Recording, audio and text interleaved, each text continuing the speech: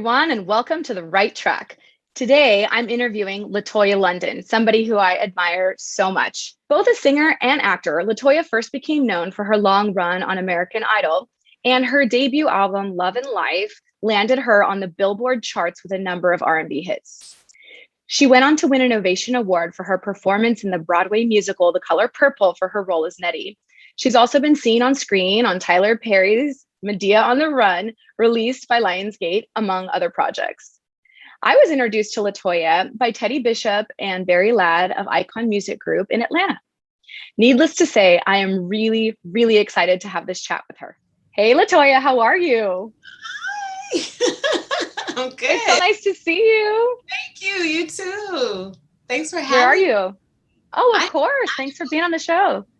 Yes, thank you. I'm actually in at my mom's house. I'm in Texas. Good old. Ooh, how hot is it out there? It's hot and humid. Mm-hmm. But you actually live in Atlanta, right? I do. I live in Atlanta. Nice. How's the music scene out there right now? In Atlanta, it's so funny because the music scene, as far as like say live entertainment, it's picking up. People are back performing, at venues and stuff, because of course COVID kind of shut everything down.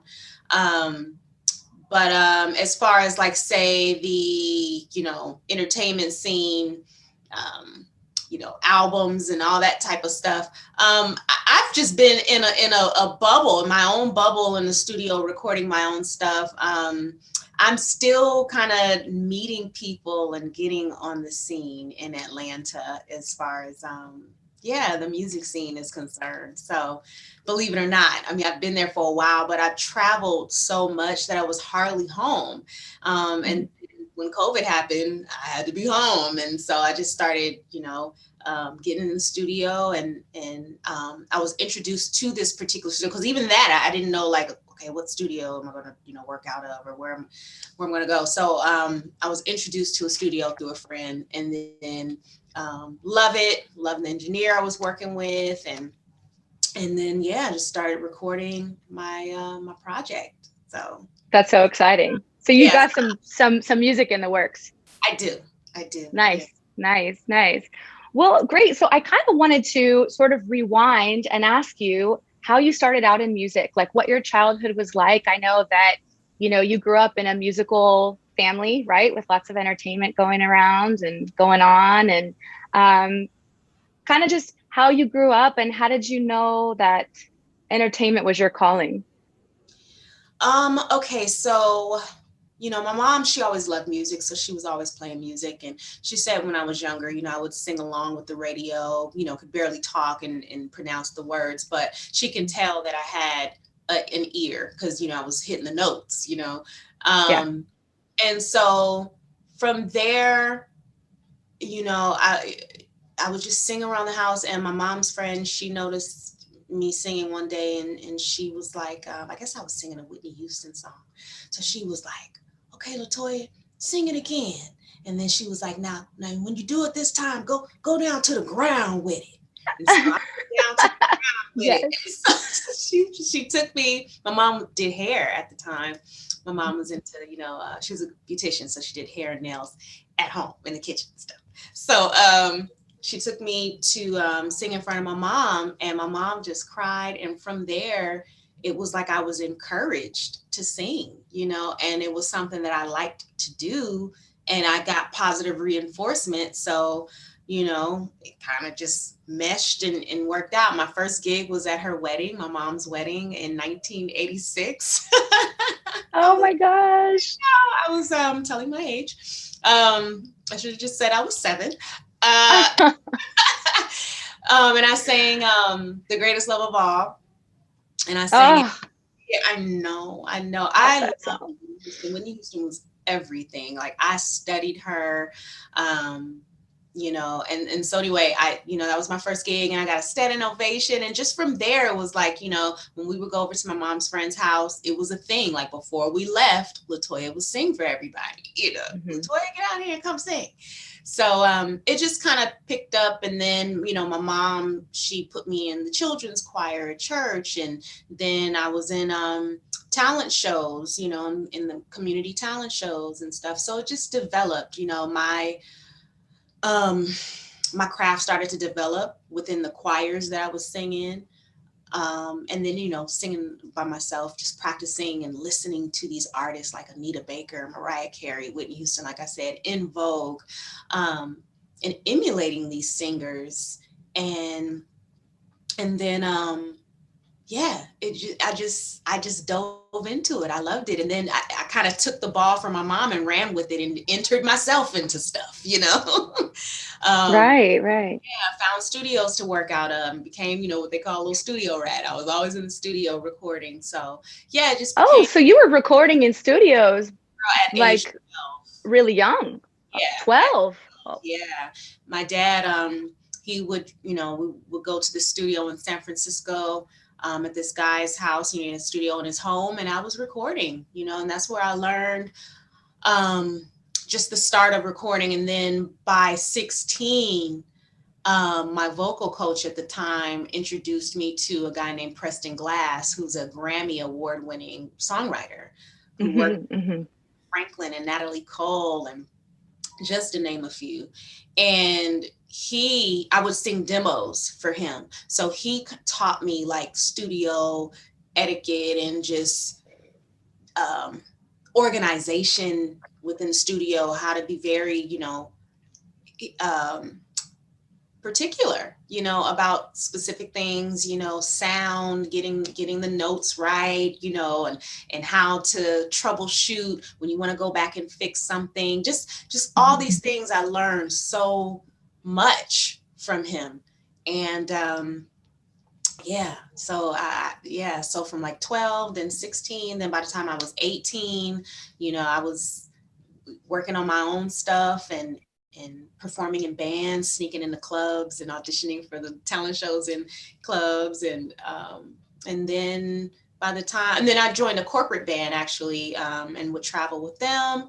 I had a job at Costco at the time, and I quit my job because it was making good money doing the corporate stuff and just singing all the time. And so it just really became my life, and I was really absorbed in it and really driven. And then the opportunity for Idol came up to audition, and I was moving to LA anyway to go to Musicians Institute school down there. And same weekend, auditions were the same weekend as school orientation. So, because I was kind of skeptical of auditioning for Idol because people. I'm terrified of auditions. Who are you?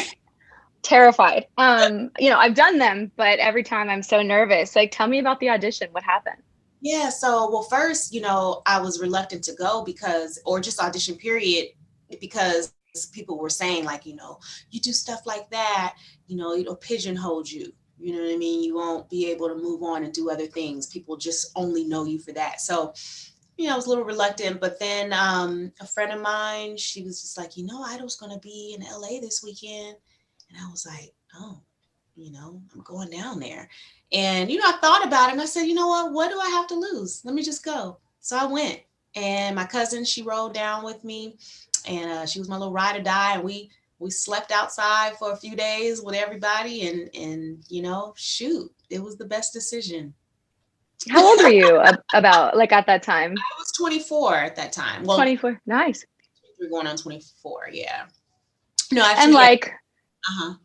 And how did it feel to actually hear Simon Cowell say nice things and to tell you were like the best on the season, right? Let me tell you, it was great to hear. However, I don't even really think it registered or I heard it, because it was such a surreal experience for me. Like, things were happening in front of me, and I felt like I didn't even know what was going on. You know how you're so nervous that you just smile, and everything's just like brushing over your head because you just can't even believe you're right here right now. It was like that. So some things I caught, some things I missed. Or people would tell me, Simon said such, and I'm like, he did, But yeah, it was definitely, a great feeling to get positive feedback, from the judges. And sometimes I got not so positive feedback, I will say. Right, right. I mean, did you expect to make it as far as you made it? Um, I did. I did. You know what I mean? You know how when you have that confidence inside, like, well, I knew I deserved to. You know what I mean? I knew, like, I knew I should and I deserved to, but I did not know what would happen just because of, like, the unknown. People were leaving left and right that didn't necessarily deserve to, and on prior seasons as well, we saw how it goes down. So there was this nervousness there of, like, I know I deserve to be in to even win, you know what I mean? Or else I wouldn't be here if I didn't believe I could, you know what I mean? I But love that. I love that. I love that you believe in yourself so much and that you actually thought you deserved it, because I think a lot of people struggle with that. So it's nice to hear that. yeah, yeah. Um, you know, if unless someone's, like, literally pulling you through the door against your will, you know Mhm. what I mean? Or, God forbid, a gun to your head or something like that. If that's not happening and you set your own foot somewhere, you do believe it. Can I ask you a question though? Mhm. Was there ever in your career like a real moment of self-doubt? Oh, Ever, like where either somebody told you you couldn't do it, or you really had to really pick yourself up and keep going? You know what I mean? I mean, even though we feel like, okay, I can do this, or I want to do this, or I deserve this, or whatever, we always have those insecurities inside of us and those self doubts. Or, you see the other people around you that are just as talented, and you're like, ugh. I know I can do it. I know I believe, I know I deserve to be here, and I know I can win and all that stuff. But dang, so and so's good too. So I don't. So yes, absolutely. There's always that doubt there. It's never where I'm just like, yes, I, I'm the one. There's no one better than me. It's not like that.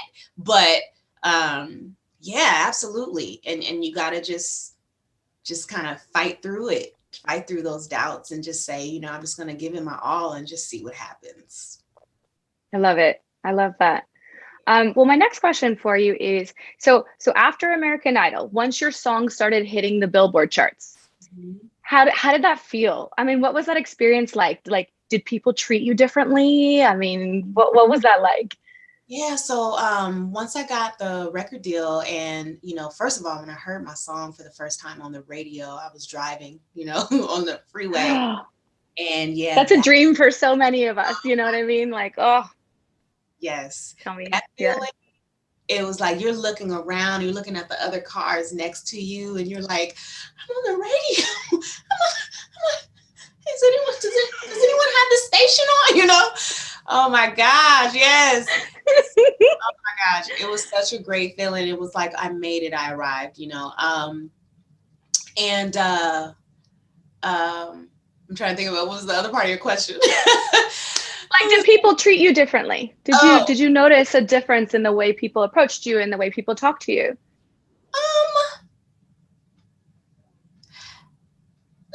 no. And I'm thinking maybe because having already been on Idol and, having kind of established a name for myself through there, it was kind of like just a continuation from that.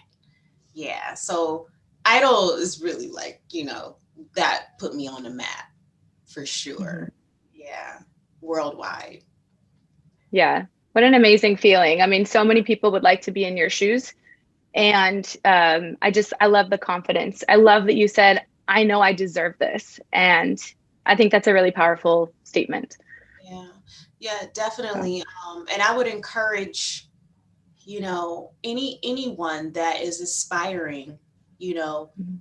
feel that way, and Yeah. that's why we expand on our crafts. You know what I mean? It's because we know we deserve to learn more.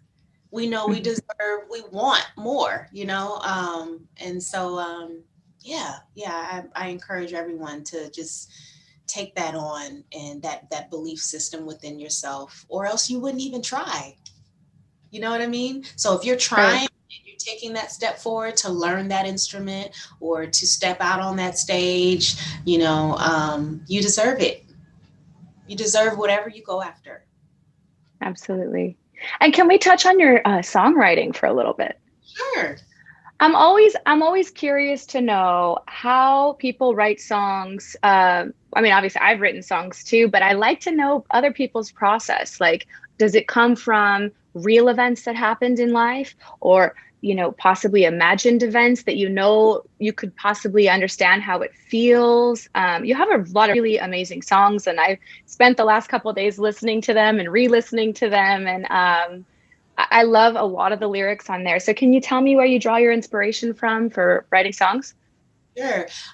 Definitely from life experiences, feelings that I have inside. I have a song on my new project that's actually a fantasy of what I desire. So yeah, the songs that come from feelings within. I have another song. It's called Inspired to Love, and it's talking about paying love forward.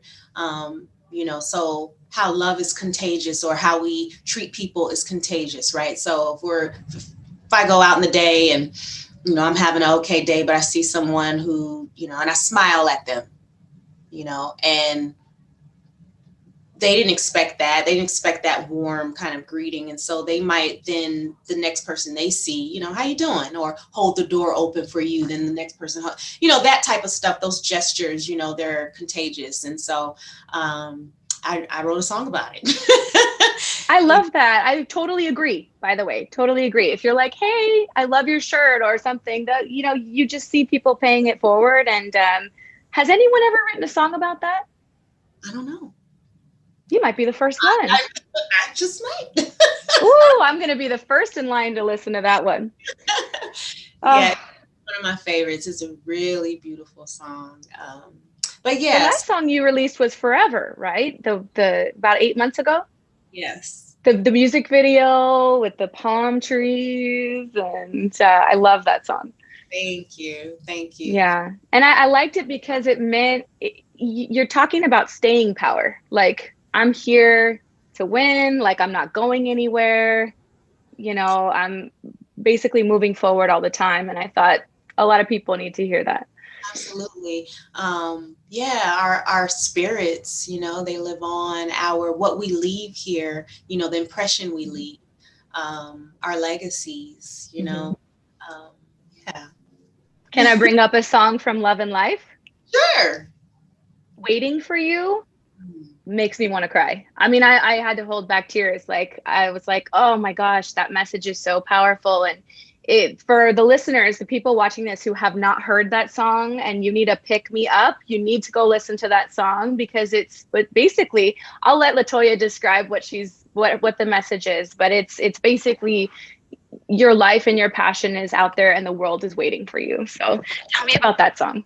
Girl. Okay. So me and the producer, we were, where were we at? I think we were ASCAP writing studio. And we were in the little writing room, and it was like, when I was working on that album, it was like, okay, pair up with the producer, we sit and we're literally just looking at each other like, okay, what are we doing today? We're writing from Yeah. scratch. And so he got on the piano and he's like, how are you feeling? What do you want? And what I was feeling at that time was just some inspiration. And really, honestly, that's just kind of how I am. Like, I'm always feeling some type of like,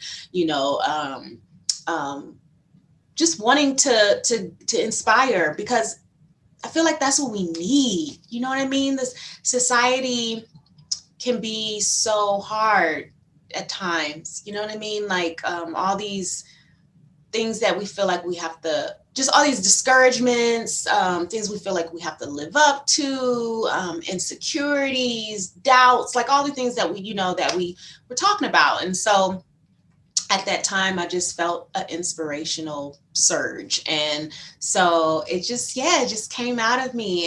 And he helped me with the lyrics as well. We were bouncing, and but yeah, it's, if there's a passion inside you, just let it drive you. Just look inside and let your heart be your guide. There's nothing to it but to do it. There's a whole Yes, world out there waiting for you, waiting I for know. Ah, such a good message. I love it. It really actually moved me completely. you. So awesome. Um, the second song I really like is Anything. I Yeah. was like, wow, she is basically the perfect woman for any man. I mean, you're like, I'll do your laundry, I'll do this, I'll do that. And you said, I'll cook your food in the nude. And I'm going, LaToya, I hope it's not bacon. Oh, I mean, have you ever right. really cooked in the nude? That's dangerous. That's so true, Paloma. I risk my life for you, boy. I know. Understand? I was like, cooking in the nude is dangerous, but I mean, the visual is hot, but But that yeah. was great. Great line. So apparently, I was definitely in love. Oh, And honestly, that's just who I am. Like I'm very much a like homemaker, housewife, domestic type, believe it or not. So I sang it in a song, you I know. love that. And I'm kind of glad you touched on that because I think a lot of people want to know who you are outside of music and entertainment. I mean, you're saying you've got a domestic side. Tell me more about like what you do outside of singing and outside of entertainment and what you like to do, what makes you tick. Yeah. So I love to nurture and cater to. So you know, that whole thing like serving, cooking and serving, or hey, you okay? What do you need? I like that. Kind of was just raised that way, my mom's always kind of like a groomer and nurturer, always taking care of people. We would always go to the convalescent home and visit my aunt or my grandma and just, making sure that the things that the nurses don't do, like wash their hair, wash their dentures, clean them inside and out. You know what I mean? Just making Yeah. sure that they were polished. And then also, like I said, when I was, married, I was a housewife and catered. Outside of that, like I love to cook. So I went to culinary school and I got a cooking degree. I was asked like, do you want to open up a restaurant or something like that? I don't know. I really just did it just for my own, because I love to eat. And so I just did it just for my own knowledge of just making my booty. That's totally something I didn't know about you. You went to culinary school. Was there like a specialty, like specialty cuisine, or No, like what did you study? it was general. I went to the Cordon Bleu in Pasadena, California. All right. 2012, and yeah, it's just general course. We learned different cultures of cooking. We had a course where it was called cook what's it called, cuisine cross cultures or something like that. So each day we would learn, like, we would cook a dish from a different country, and then just the foundations and fundamentals of cooking. And really what we learned is French. It's based in French American cooking, so it's very rich and lots of butter and oil and milk and sugar and all that stuff. All the good stuff. Girl, all the good stuff. Some For nice sure. culinary school, and then pastries, cakes, and all that stuff. So yeah, it was really fun, really a great experience. Very disciplined. Like, I didn't get any special treatment or anything like that. You had to be in class on time, uniform, like top to bottom, down to a necktie. Just, so that was good. It was good for me, and just feeling accomplished, because I've done some things where, like, I started um, um, beauty school right out of high school. I went to cosmetology school, and I didn't finish because I was always really good with hair and stuff, and wanted to get into that, but I didn't finish. And then I did something else, didn't finish. So this is one thing that I finished, and I felt so accomplished. So my mom has the diploma; she's keeping it for me. And what else? Let's see. Actually, fitness school. I just finished learning to become a fitness instructor because I love to work out. And so, yeah, I want to pay that forward in some kind of way. I'll figure that out.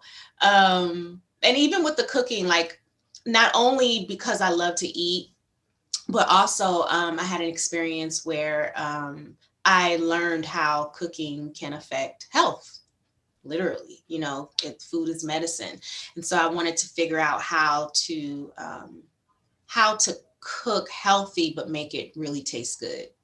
You know what I mean? That's like, yeah, the end all be all. That's what we all want, right? Exactly. So that was actually the reason that I did go to cooking school, for that knowledge. So, and I'm gonna use that somehow. Don't know, but I love it. So I'm things hearing will come cooking, I'm together at hearing, some point. yeah, I'm hearing cooking, I'm hearing fitness. Mhm. And I know that like you're doing some performance coaching and you have performance workshops. I do, yeah. Is that happening? Like what happened? Like is COVID putting a pause on that, or are you actively doing that now?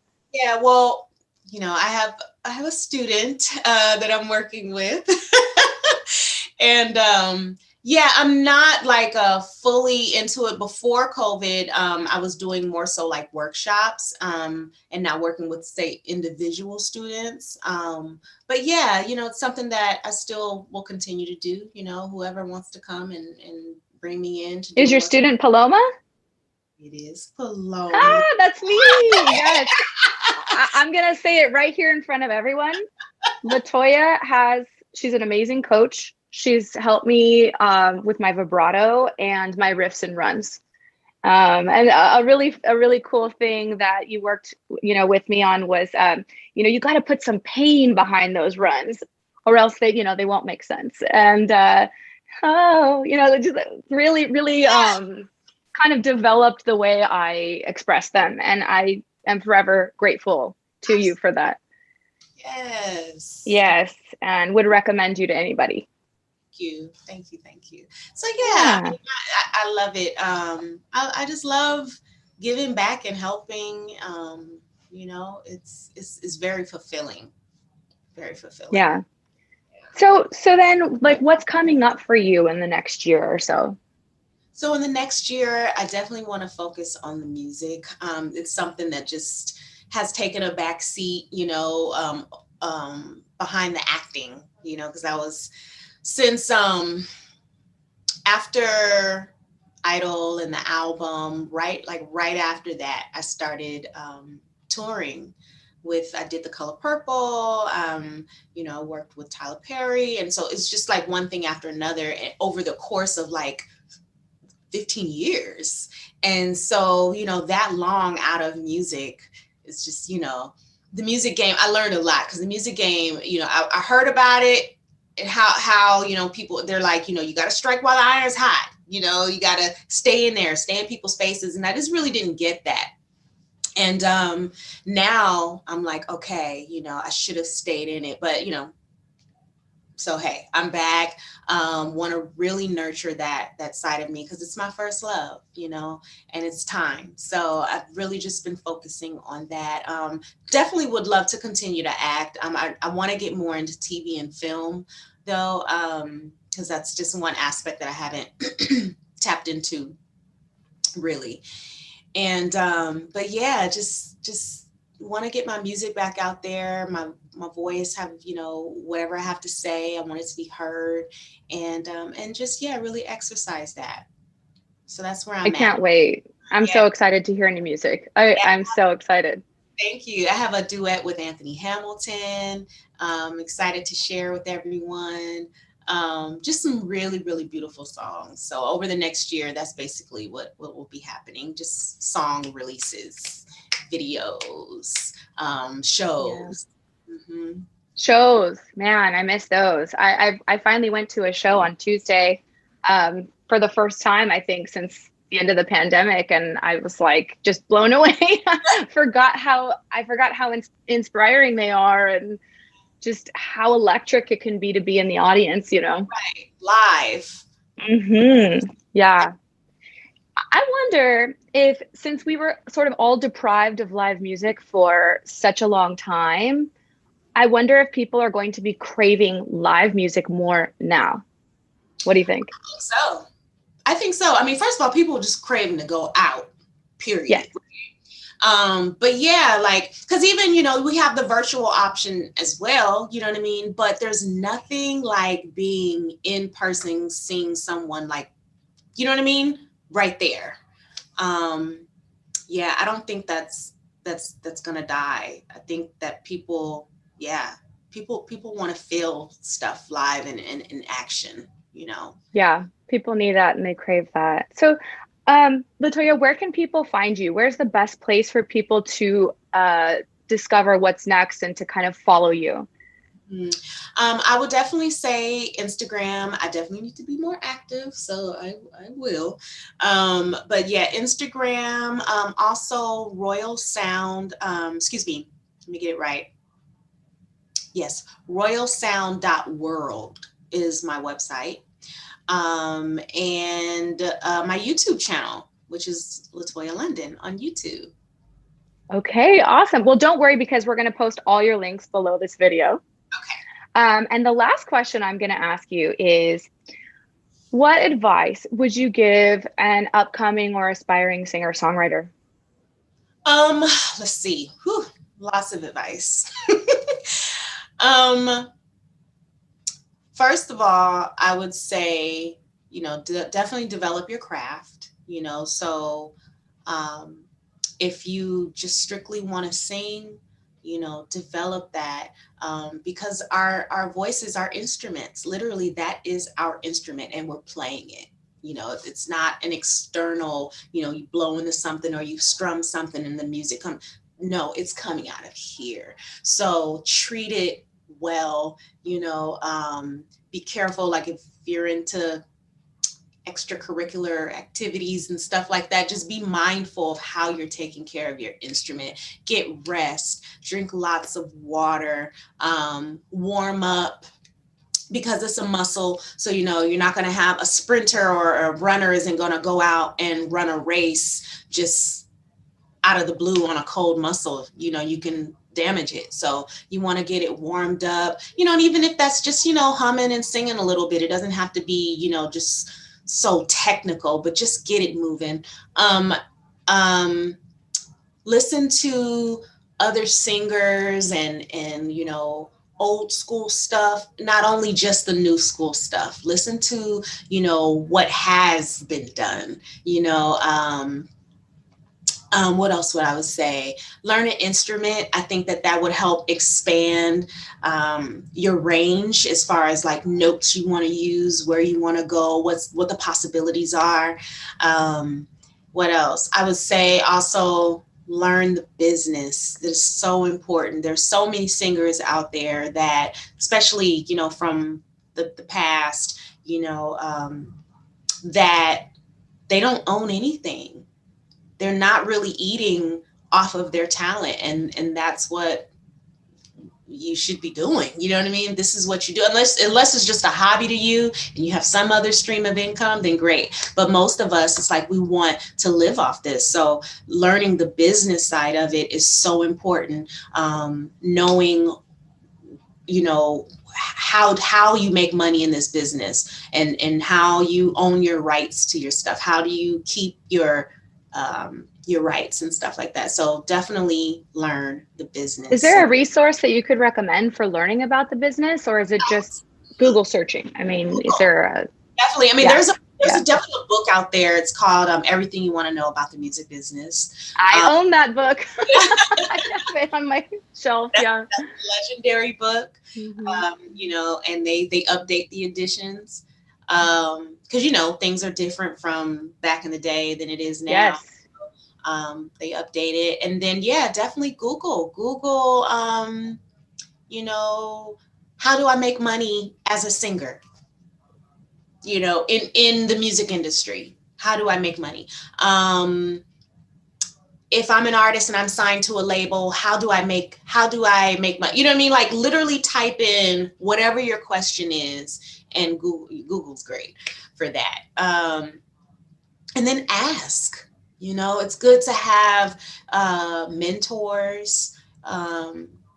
You know, Closed mouths don't get fed. So, if you call up a label, you know what I mean, and make you never know. Somebody might want to speak, hey, can I speak to the A&R, the person at A&R there? I don't know, ask questions, just ask, and then one dot will connect you to the next.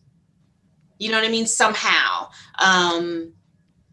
Yeah, that's what I would say. I would just say, just be a sponge and just soak up stuff. Don't have too much pride to ask. Don't worry about, oh, well, I don't want to look like I don't know what I'm doing. I had that problem, and it gets you nowhere. You know what I mean? So just be an open book, ask, be a sponge. To touch on that really quick, sorry to interrupt, but to touch on that, it's like I used to be like that. I didn't want to act like I didn't know what I was doing. But I find that people actually like to give advice. So you're not losing anything by letting somebody else be the expert and telling you what they know, and then you can pull from that. So I like that you said that. Absolutely. Yeah, we all have our little things that get in our way, you know, Mhm. and so we just have to push that aside, because when you want something, you have to be a little vulnerable to go and get it, to learn how to get it and maintain it and keep it and do it right. You got to ask those that have done it, or those that maybe have made mistakes, and can teach you how not to make the same mistakes. So, um, but yeah, those are the things that I would say. Refine your craft, learn an instrument, and learn the business, and you should be pretty good. And I would say I, ownership. Look at ownership. Ownership is so important, whether it's writing the songs or owning the label, or, you know what I mean? Just be a boss somewhere. I love that. Yeah, that's actually great advice. And everything you said is sounds like it totally pertains to anybody who would be willing to do it. And my favorite is knowing what you deserve, going after what you want, staying, persevering, asking questions, learning the business. I think you covered everything. Yeah, I will say this one other thing too, with being open. Because a lot of times artists, and people, period, but like with artists, we're kind of stuck in our way of like, so for instance, when we get advice, say, like for instance, American Idol, Simon may say, you should, uh, try this or do this different, and so sometimes artists will be so stuck in our ways of like, no, this is what I want to do, and I like, and I like it this way. You want to definitely be grounded in who you are, but you also want to be open, because sometimes we can't see ourselves from the inside out.